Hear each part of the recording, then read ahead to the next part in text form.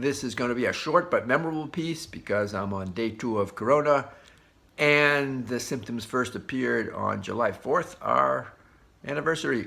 Anyways, the subject I want to look at is, why did Noach allow demons on the ark? Now, we all know the rules of the ark. You got to come in pairs.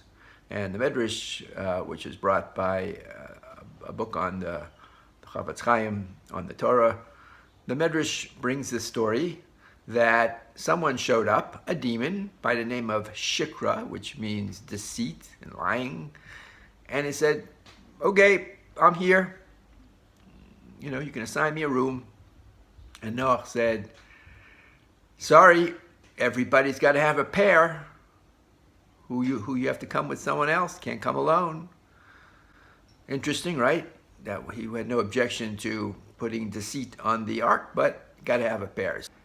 So Shikra went out and found a mate, and his mate's name was Pirsa, from the Hebrew word pachot, which means less. In other words, it means loss. It means not holding on to things that you acquire, somehow losing them. That was the mate that Shikra came, and they were welcomed on board. So first of all, before Chisra accepted this offer, he said to Shikra, listen, what's the deal here? How's our relationship going to work? And he said, oh, it's very simple. I will steal things. That's what I do. And I will give them to you. Wow, that's a pretty good offer. Chisra said, fine, I'll go with that. And sure enough, they got on the boat, and after the ark landed, they got off, and Shikra started doing his magic and stealing things.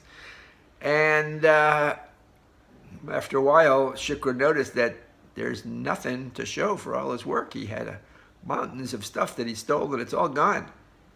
And he said to Chisra, do you know what's going on here? And he said, don't you remember our agreement? You steal it, I get to keep it. And Shikra said, oh, you're right, I forgot, you're right.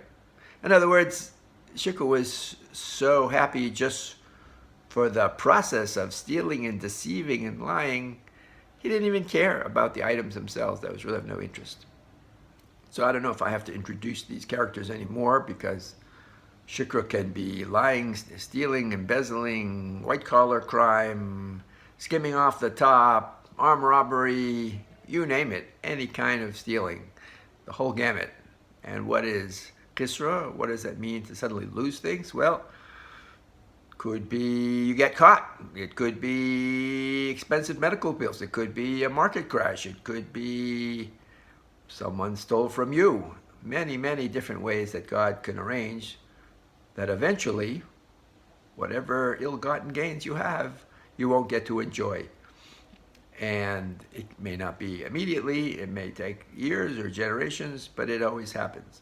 And of course, this is the moral principle here, that apparently at the time of the flood, God was a little bit more accepting of thievery until he had enough and decided to destroy the world. But now in our day, after the flood, God has this built-in system, so it just doesn't pay to steal somebody else's stuff. You won't get to keep it. That is the moral of the story. Now you could still ask the question, but why did Noach allow the demon on the ark? Yeah, I get it. Doesn't pay to steal, but look at all the misery and pain and suffering you're causing the people who are stolen from. Why would you want that? And of course, any veteran of the Midrash would know the answer. That is, life is all about growing and adversity. People reach new spiritual levels from adversity.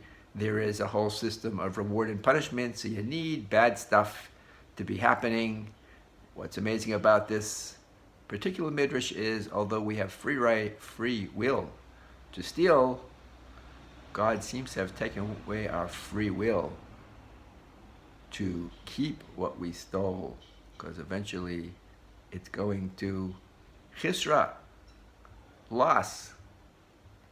He's going to take care of it all. Don't you worry. Have a great Shabbat.